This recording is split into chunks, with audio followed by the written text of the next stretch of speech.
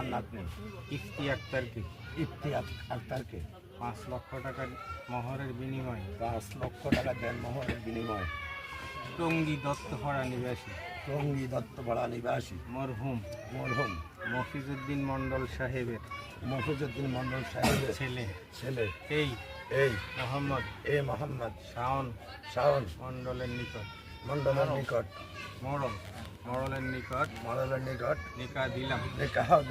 আপনি বলেন আলহামদুলিল্লাহ।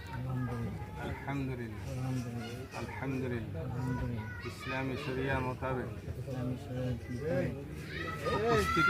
উপস্থিত সাক্ষীগণের সামনে 5 লক্ষ টাকা দেন মোহরের বিনিময়ে আমি এই নিকাহ কবুল করিলাম।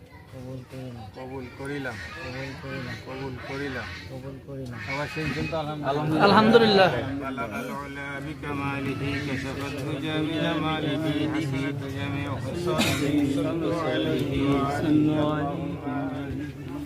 ربنا ظلمنا أنفسنا وإن لم تغفر لنا وترحمنا لنكونن من الخاسرين رب العالمين পবিত্র রবিউল সানি মাসের দ্বিতীয় জুমা আসসালামু আলাইকুম।